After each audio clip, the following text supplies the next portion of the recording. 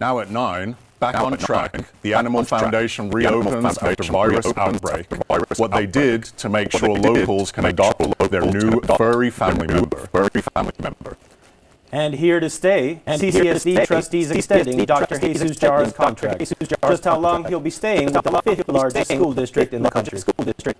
And a royal request, King James doubles down on his desire to own a team here in Las Vegas. Just how soon could we possibly get a team here in town? Now, news that matters to you on campus and beyond. Live. You're watching Studio G. Good morning, and thank you for joining us today on Studio G. My name is Hector Solomon. And I'm Christopher Clark. Yesterday, a Las Vegas judge granted a motion to remove Clark County Public Administrator Robert Tellis from office. Judge David Jones questioned Tellis's counsel and how he can do his job while being detained. Since Wednesday's ruling, the county is moving forward to fulfill the end of Tellis's term, which expires January 1st of 2023. And CCSD trustees narrowly approved Superintendent Dr. Jesus Jara's contract extension. This means Jara will hold his position for the next 3.5 years with a new salary of $395,000 a year. The razor-thin vote of 4-3 led some members of the board to criticize the metrics used to evaluate Jara. CCSD would need to pay $1.2 million to break this contract extension for Jara's salary alone. The Animal Foundation is getting back on track after the spread of a respiratory illness. Amongst its dogs, a mobile adoption event occurred yesterday afternoon with dogs that did not share any space with those exposed. Currently, there are no meet and greets to reduce risks of getting other dogs sick. Currently, 18 dogs are in quarantine after showing symptoms, and this coming after sadly one dog had to be euthanized. And now let's hear from Jade with weather. Jade.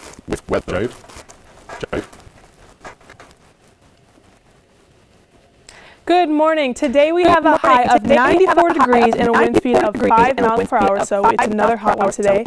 Across the valley we have temperatures in the high 70s, which is a little hotter than the rest of this week, but temperatures are soon to drop. And it's fall weather finally here. Stay tuned for later in the show for your full weekend forecast.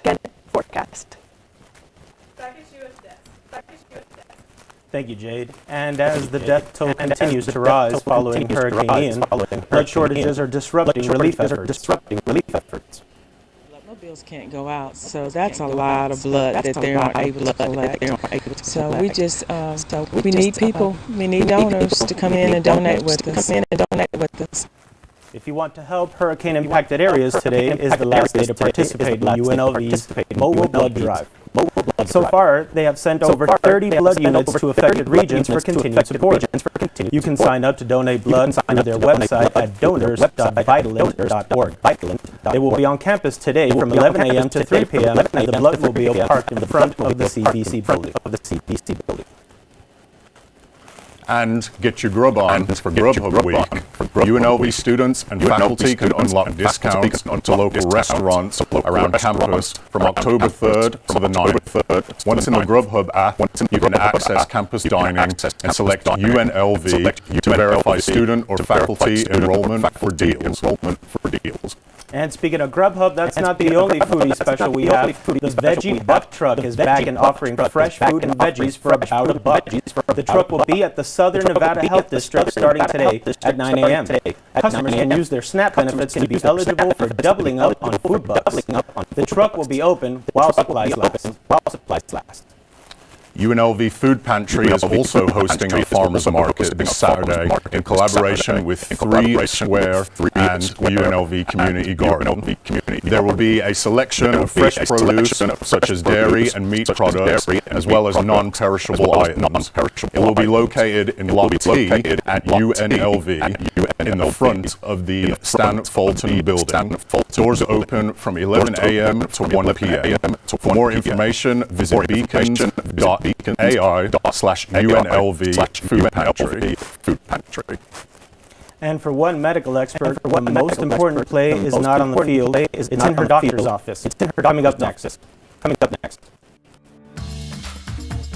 If you're a parent, if you've done it all this past year, but the one thing you may not have done is take care of yourself. At Boys Town, we know that a parent's mental health is important too. Visit boystown.org/stressedout for great self-care tips for parents. You can even download an ebook to guide you and your family through self-care strategies. Because healthy parents are key to happy families. $147 million is going towards Nevada's Education Fund. The Cannabis Compliance Board released figures of their fiscal year, which ended earlier last week. It shows retail and medical dispensaries brought in $965 million in sales. Sales were down in comparison to the $1 billion profit made last year. And Amazon is on a hiring demand. They are now looking to employ more than 2,000 full-time, seasonal, and part-time jobs here in Las Vegas. This comes ahead of the holiday season, as they push a nationwide search to add 150,000 employees. You can apply online at amazon.jobs.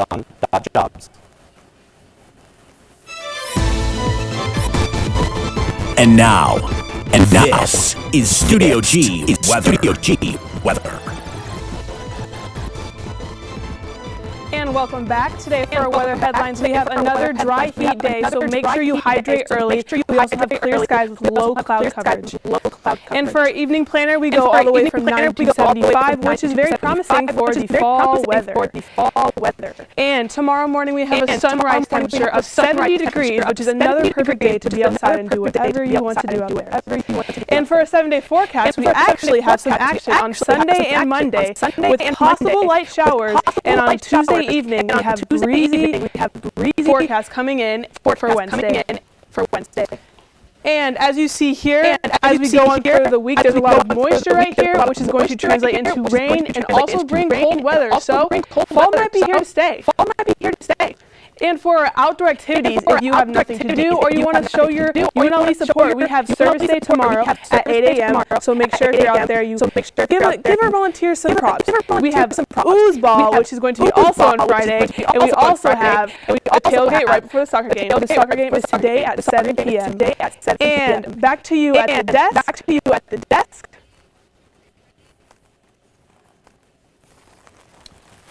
Perfect weather for UNLV Service Day. It is held once a semester to encourage staff, students, and faculty to join local nonprofit organizations. Registration is now closed, but check-in for the event, which begins tomorrow at 8 a.m. in the UNLV Foundation Room, Lasco Event Wing. All participants must wear closed-toed shoes, shirts with sleeves, and long pants. Food and refreshments will also be provided after the service. And with the basketball season around the corner, the Running Rebels invite all to watch their team in action.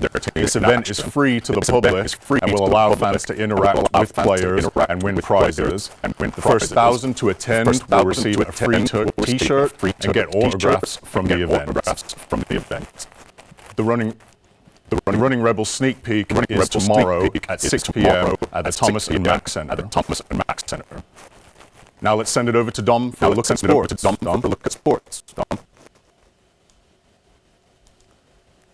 Thank you, Chris. Now this morning, the Shriners Open kicked off play at TPC Summerlin really bright and early. Earliest tee time was at 6:40 a.m.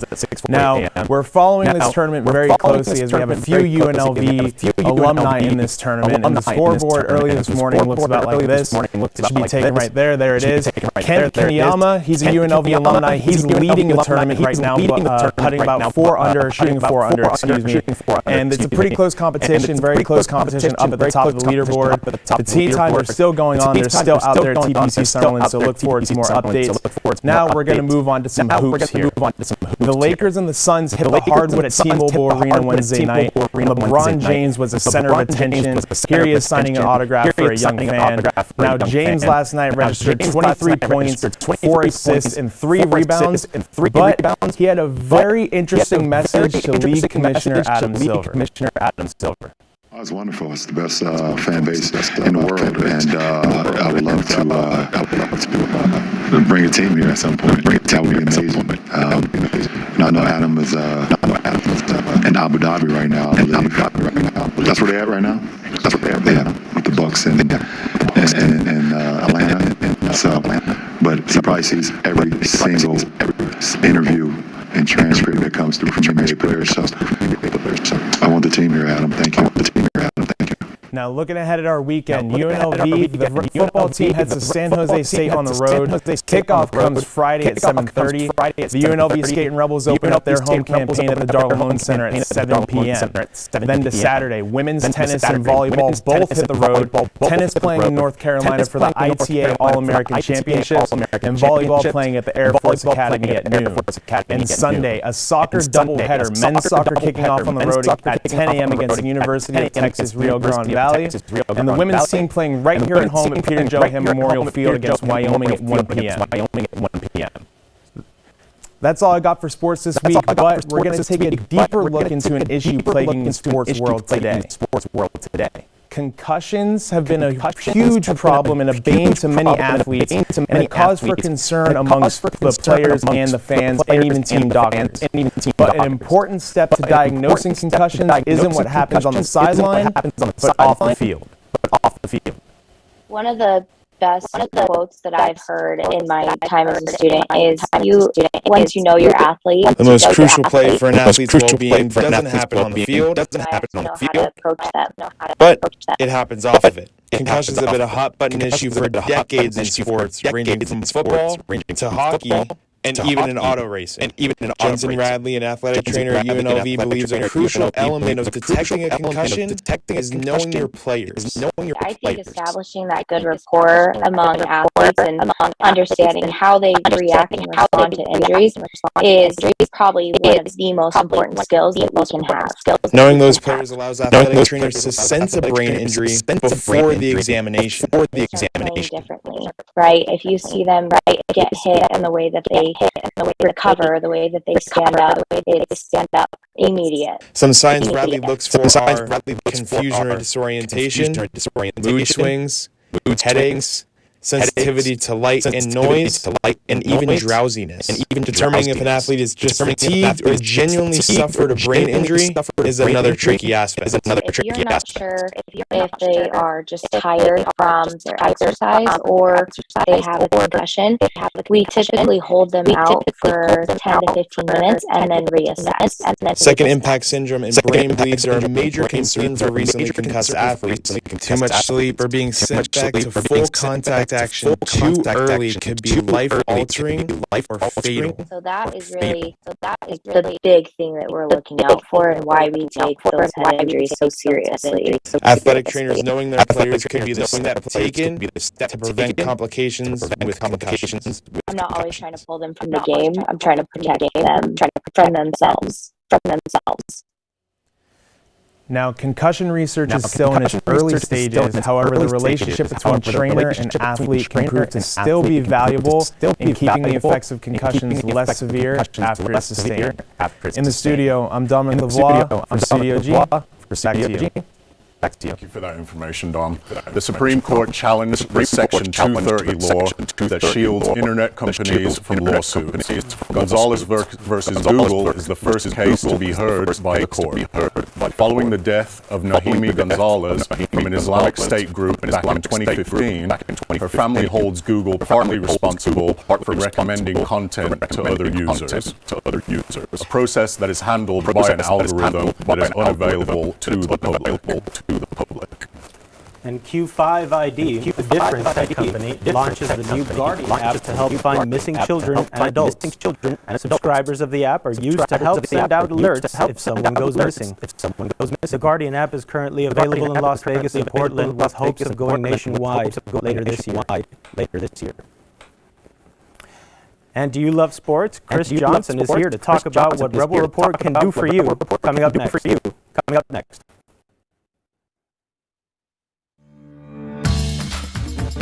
If you're a parent, if you've done it all this past year, but the one thing you may not have done is take care of yourself. At Boys Town, we know that a parent's mental health is important too.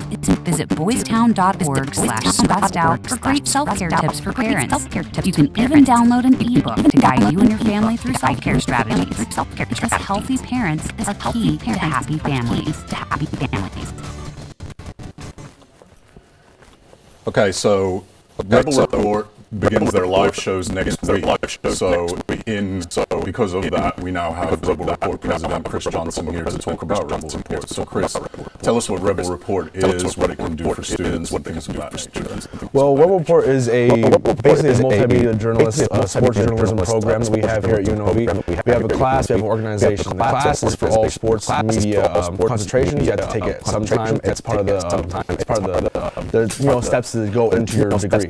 So when it comes to organization, with us, I try to help set up meetings every Friday at 2 p.m. We're trying to get everybody to come in, get some reps in from not only just writing, but broadcast, podcast, social media, any kind of form that you can think of for journalism. We're going to try to do it for all students around the Okay, and I see you around campus a lot, talking about Rebel Report. It seems like you're really trying to grow the business and get it to a different level. So kind of tell us what you plan on doing in respect to that. Well, to be honest, we kind of have a small growth right now, but I'm trying to get everybody to get onto the ground floors of what we're trying to build. We're trying to build something new, something special here. It used to be an older organization that didn't really kind of follow into the newer steps of kind of getting everything done. But now we're trying to force it into not only just sports, but what's outside of sports as well, the mental aspect of sports, and kind of help the community grow as much as possible. I think if all students get in here, you can get not only an ability to learn sports and how to cover it, but also learn how to cover people and how to learn life and kind of get a step into the right direction for all students, kind of to build their repertoire to go into the next step of their lives for sports journalism and just as a journalist in general. I'm sure you get a lot of people who come into the Rebel Report and they say, I want to go cover the Raiders, I want to go cover the Golden Knights. But the smaller teams that we have at UNLV, they need as much love as possible as well. So how do you engage with people and say, listen, this is going to be a fun experience and things of that nature, covering the golf team or something like that? Well, I mean, my first ever article I've written for Rebel Report was a women's soccer game. And I gotta say, that was probably my favorite event to cover out of all the events I've covered as a journalist. It's just one of those things to get those small, it's more intimate to kind of get to see these players up close and personal. There's not many fans there, so you hear everything, so you see everything. It's a lot more, it gives you a more real, this isn't just a sport, this is everybody here. This is these people's lives, their families are here to watch them, they're here to support them, and you could be the person that helps get their only article out of their name out there. So I mean, I think it's important for all students not to just cover the Raiders and the Golden Knights, but also cover the smaller sports because they deserve it as much as everybody else does. And you spoke on an experience that you had there, covering women's soccer, and just kind of talk to what is like a really great experience you've had with Rebel Report, just to give people a vision of what that looks like. I mean, I've had so many fun times at Rebel Report. I mean, I've gone and covered Golden Knight games, I've gone and covered football games, I've gone and covered all kinds of just random games that I wouldn't expect me to cover just because I was like, I need to go get something done. UNLV hockey is insanely fun to cover. I mean, women's soccer to me though was my first cover, and it was the most fun cover. I didn't really know soccer going into it either.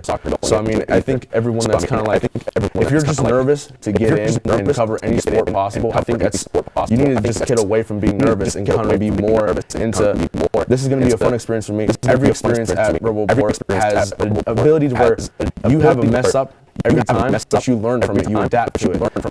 It's an ability to learn and constantly grow as a journalist, not only just for smaller things, but for also the bigger things in the future. Okay, so before we go, just kind of talk to people on how they can find you guys, how can they find social media, whatnot. Well, on Instagram we have at the Rebel Report. We have that for you go on Instagram, look us up on there. We also have Twitter, same handle, and if you want to email us, anybody trying to join, email us at rebelreport@UNLV.TV. All right, awesome. Thank you for joining us, Chris.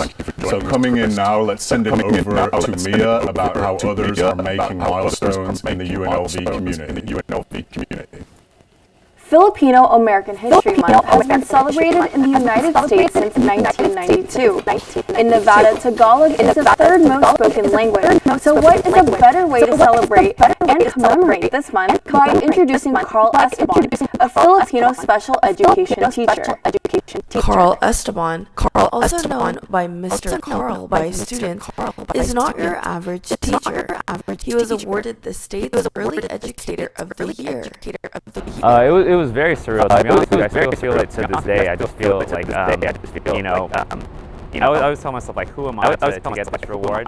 And I kind of just had to come to terms that, like I said, what I do matters, and then, the difference I make in the lives of the children I teach, as well as their families, and ultimately the community I work in, it's something bigger than myself. So the fact that I was able to get recognized for that, it just goes to show that, that there are caring educators, especially here in Las Vegas, who strive to make a difference. Esteban graduated from UNLV in 2019 and is currently pursuing a master's degree in special education.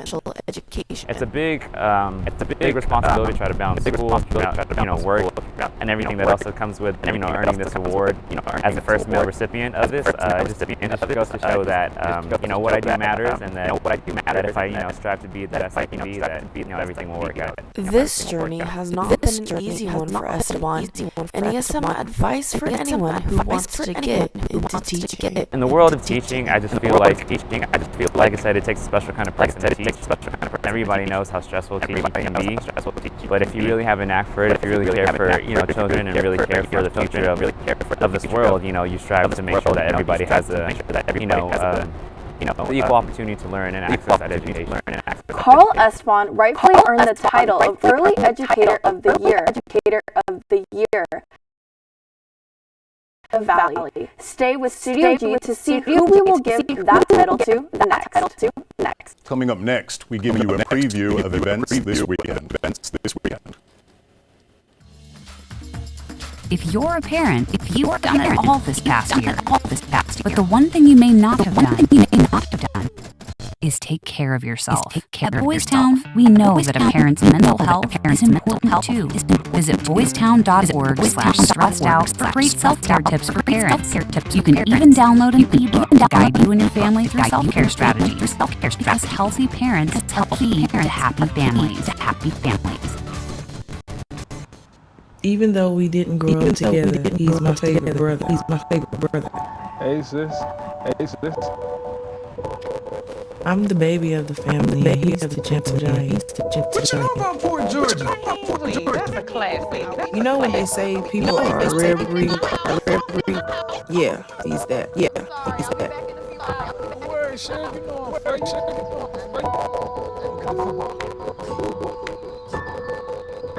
That was my favorite memory. He was always fire. This is a true story of Bridget Floyd, and this guy, George Perry Floyd Jr., my big brother.